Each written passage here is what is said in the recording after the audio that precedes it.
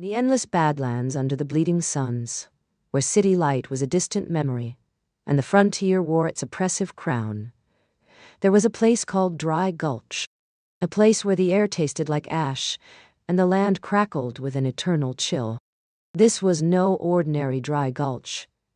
It was the hunting ground of the blood clans, feral creatures that had crawled from the shadows to feast upon the foolish who dared to tread in these forsaken lands. The blood clans were vampires, and they thrived on the blood of the living, their bodies a twisted parody of humanity's once proud form. But Dry Gulch was not just a lair for these horrors. It was also the graveyard of countless souls, both human and cursed.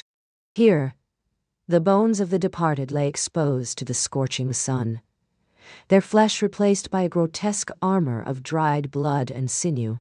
The air was thick with the stench of decay and death, and the only sound that pierced the silence was the distant howl of another vampire, hungry and desperate for its next meal. It was here, amidst this bleak tableau, that John Grimes found himself, a man who had once been a prospector, searching for gold in these cursed lands. But the mines had given him nothing but despair, and the whispered warnings of his fellow miners. Dry Gulch is where you go when you've seen too much. John had scoffed at first, thinking them mere superstitious fools. But as he ventured deeper into the badlands, the stories began to feel less like lies and more like grim reality. The air grew colder, the shadows longer, and the sense of dread heavier. And then there they were, the blood clans, their feral eyes glowing in the darkness, their teeth bared in a bloodthirsty grin. John had seen them before, in nightmares and tales told around campfires late at night. But here, in this desolate place, they were real. They were the embodiment of all that was wrong with the world, the proof that even in death, the dead refused to rest. And yet, despite the horror that gripped him, John felt a strange sense of purpose. He had always been drawn to the edge of chaos, to the places where reason and sanity gave way to madness. And now, as he faced the horrors of Dry Gulch head-on, he knew that this was where he belonged. This was his destiny. But destiny is a cruel mistress, and John soon learned that her favors were few and fleeting. The blood clans were not content with mere sustenance. They demanded blood and sacrifice, their hunger insatiable. And as the sun began to set over Dry Gulch, casting long shadows across the barren landscape, John knew that he was about to face his greatest challenge yet. Night fell like a shroud over Dry Gulch, and with it came the blood clans in full force. They emerged from their lairs, their bodies covered in blood-stained cloaks, their fangs glinting in the dim moonlight. John stood firm, his revolver at the ready, but he knew that one vampire was nothing compared to the hordes that roamed these lands. The first vampire struck without warning, its body a blur of motion as it lunged towards John. But he was quick, firing a shot through its chest and feeling the satisfying crunch of bone and flesh giving way.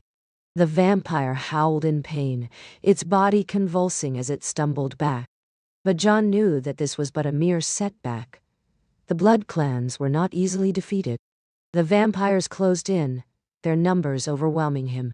They swarmed over him like a sea of darkness, their fangs sinking deep into his flesh. But John fought on, his revolver a blur as he emptied it, cartridge by cartridge, each shot finding its mark and sending the vampires howling in pain. But there were too many, and soon he found himself surrounded, his ammunition running low, and his body battered and broken. And then, just when all seemed lost, a figure emerged from the shadows. It was Sister Maria, a woman of steel and faith, her revolver held steady, as she faced the blood clans with unshaken resolve. With a prayer on her lips, she fired shot after shot, her bullets finding their mark and turning the vampires into writhing piles of blood and bone. And then, with a final burst of gunfire, she dispatched the last of them, leaving only silence in their wake. John lay there for a moment, gasping for breath, as Sister Maria knelt beside him, her hand pressing against his wounds. "You've proven your worth, John," she said, her voice trembling with emotion.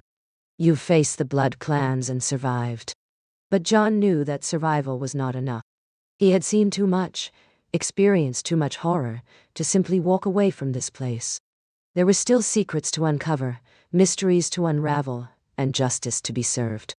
And so, with Sister Maria's encouragement, he resolved to return to Dry Gulch, to face the horrors once more, and to bring an end to their reign of terror. As they walked back towards civilization, John couldn't help but feel a sense of anticipation. This was not the end, but rather the beginning of a new chapter in his life, one filled with danger, redemption, and the unbreakable bond between man and fate. And as the sun rose once more over the badlands, casting a warm glow across the landscape, John knew that he would face whatever lay ahead, armed with nothing but his revolver, his will, and the undying belief in the power of fate.